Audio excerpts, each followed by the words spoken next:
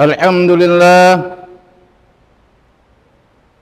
Alhamdulillahillazi anzalal Qur'an ma huwa shifaa'un wa rahmatun lil mu'minin. Ashhadu an la ilaha illallah wahdahu la syarika lahul malikul haqqul mubin. Wa ashhadu anna Muhammadan abduhu wa rasuluhu sadiqul wa'dil amin. Allahumma fasalli wa sallim wa barik ala sayyidina Muhammad wa ala alihi wa sahbihi wa sallim ajma'in. Amma ba'du, fa ya ibadallah, usikum wa iyaya bitaqallah faqad fazal muttaqun. Ittaqullaha haqqa tuqatih wa la tamutunna illa wa antum muslimun. Qala Allah Ta'ala fi kitabihil karim, a'udzu billahi minasy syaithanir rajim. Bismillahirrahmanirrahim. Muhammadur Rasulullah wallazina ma'ahu asyidda'u 'alal kuffar ruhama'u bainahum tarahum ruk'an sujjadan yabtaghuna naflan minallahi wa ridwana simahum fi wujuhihim min asari sujud. Wa qala Rasulullah sallallahu alaihi wasallam, bada'al islamu ghariba wa sayaudu ghariba fatuba lil ghuraba. Sadaqallahul azim wa sadaqahul karim. Bapak-bapak, saudara-saudaraku sedang jemaah Jumat yang dirahmati Allah Subhanahu wa taala. Pada tempat yang suci dan mulia ini, pantaslah kita berserah diri kepada Allah seraya bersyukur atas berbagai banyak nikmat yang telah kita terima, dan nikmat itu kita pada jalankan pada perintah Allah Subhanahu wa taala. Mudah-mudahan kita semua menjadi hambanya yang mendapat keberuntungan dunia dan akhirat. Sebagai khairah ummah, umat yang terbaik jika dibandingkan dengan umat-umat yang lain, mari sama-sama terus kita basahkan bibir kita. Tidak henti-hentinya kita memperbanyak salawat beriring salam kita sampaikan buat arwah junjungan alam Nabi besar Muhammad sallallahu alaihi wasallam. Allahumma salli wa sallim alaihi. Bapak saudaraku, perkembangan teknologi yang dihasilkan oleh rekayasa pemikiran manusia, dari hari ke hari, tahun ke tahun terjadi perkembangan. Di satu sisi, teknologi itu akan memudahkan kepentingan-kepentingan kehidupan manusia, mempercepat akses, mempermudah komunikasi, apa yang diinginkan cepat tercapai. Tapi di sisi lain, dengan teknologi yang canggih, tidak diimbangi dengan kekuatan iman yang kuat, maka teknologi itu akan menghantarnya kepada kemaksiatan. Tidak sedikit pejabat kita terjebak pada judi-judi online. Sudah diberi oleh Allah kedudukan, diberi Allah penghasilan yang luar biasa, tapi tidak mensyukuri juga. Betapa banyak di antara kita dan tidak sedikit juga pejabat yang melakukan seks bebas. Ini semua karena teknologi, narkoba dan lain-lain. Seakan-akan mereka kehilangan apakah ia masih umat Muhammad atau hanya pada lip service saja, padahal dia bukan identitasnya sebagai umat Muhammad. Judul khutbah kita kali ini adalah siapa yang menjadi identitas Muslim. Bapak saudaraku, di surah Al-Fat ayat 29 Allah berfirman, Muhammadur Rasulullah wallazina ma'ahu asyidda'u 'alal kufar ruhama'u bainahum tarahum ruk'an sujjadan yabtaghuna naflan minallahi wa ridwana simahum fi wujuhihim min asari sujud. Muhammad itu Rasulullah. Siapa yang mau bersamanya? Sekali lagi, siapa yang mau bersamanya nanti di yaumil akhirah di surga Jannatul Naim, Asyidda'u 'alal kuffar, harus tegas pada perbuatan yang kufur, yang mungkar. Judi dilarang, tinggalkan saudaraku. Seks bebas dilarang, tinggalkan saudaraku. Narkoba, khamar dilarang, tinggalkan saudaraku. Itu bagian dari identitas umat Muhammad. Janganlah saudara, jangan.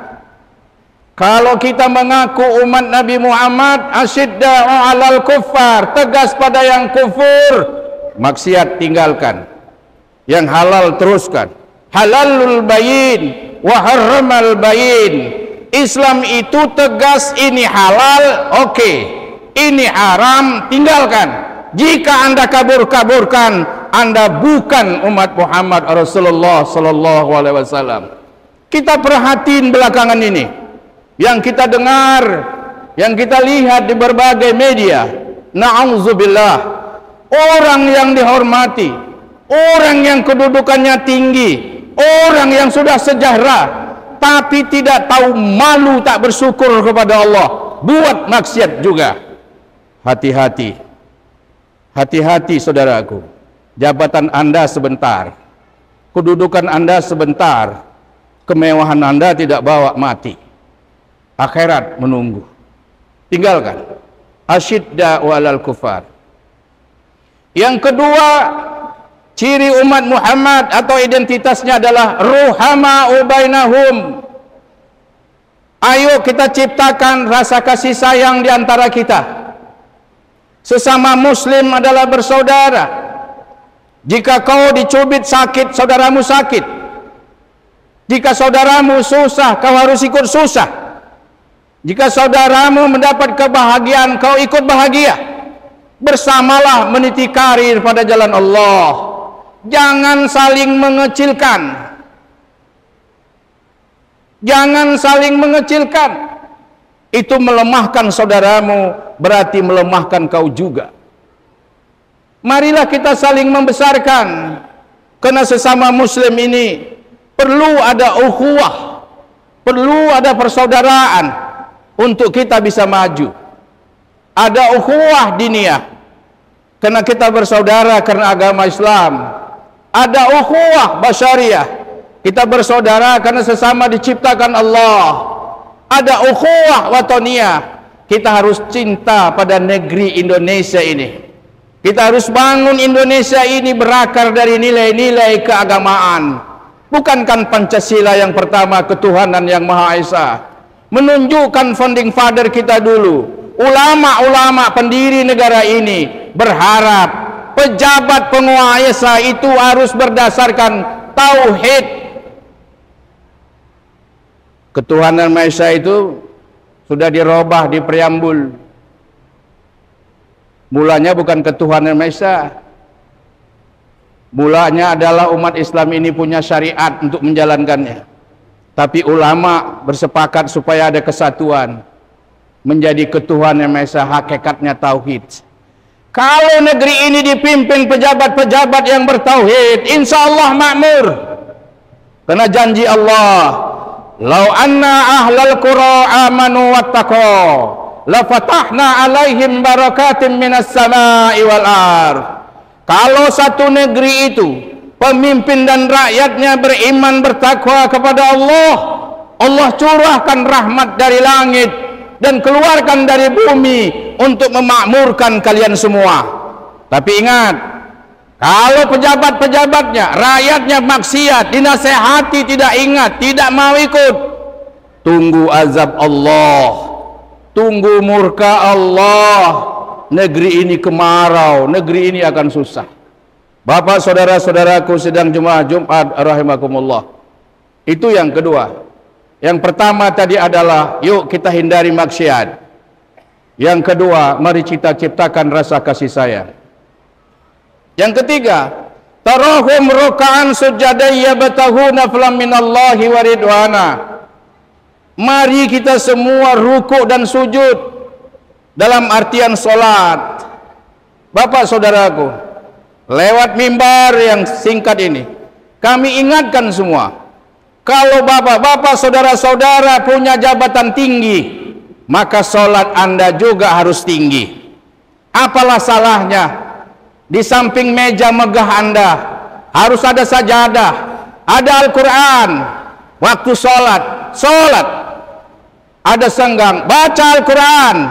Karena dalam banyak riwayat disebutkan, barang siapa yang membaca Al-Quran satu hari 100 halaman atau 100 ayat maksudnya, orang itu akan dihindari dari godaan setan. Tapi kenapa banyak pejabat kita terlibat? Dia muslim, dia haji, tapi tidak rajin baca Al-Quran, sehingga setan mudah menggodanya dan lupa daratan. Bapak saudaraku, sidang jemaah Jumat rahimakumullah, yuk Salat, rukuk dengan ikhlas, jatuhkan kepala kita di bawah, menunjukkan kekecilan kita di hadapan Allah. Nggak ada apa-apanya kita ini. Kita ini miskin, yang kaya itu Allah. Kita ini bodoh, yang kaya, yang pintar itu Allah. Kita ini lemah, yang kuat itu Allah. Maka kembalikan kepada Allah. Bekerja, bertugas apapun kita semua, landaskanlah dengan niat lillahi ta'ala. Semoga pekerjaan itu jadi ibadah. Yang keempat, identitas umat Muhammad adalah simahum fi ujuhihim min asaris sujud. Kelihatan di wajahnya tempat di mana dia banyak sujud. Imam Ibnu Katsir dalam kitab tafsirnya menyebutkan, yang dimaksud dengan simahum fi ujuhihim min asaris sujud adalah umat Islam harus optimis, bukan pesimis, bukan putus asa dari rahmat Allah. Harus punya masa depan, bahwa Anda adalah khalifah terbaik, bahwa umat Islam adalah umat terbaik. Laqad khalaqnal insana fi ahsani taqwim. Maka insya Allah di tangan kita lah peradaban ini akan muncul, dan anak cucu kita ke depan menikmatinya dengan kebahagiaan, bukan menambah penderitaan. Bapak saudaraku, sidang jemaah Jumat rahimakumullah, inilah khutbah yang singkat hari ini, bahwa kalau kita mengaku umat Muhammad, yang pertama, tegas pada yang kufur, tinggalkanlah saudaraku. Yang kedua, mari kita ciptakan persaudaraan, ukhuwah Islamiyah yang lebih diperkuat. Yang ketiga, yuk kita sholat dan ruku, jangan tinggalkan.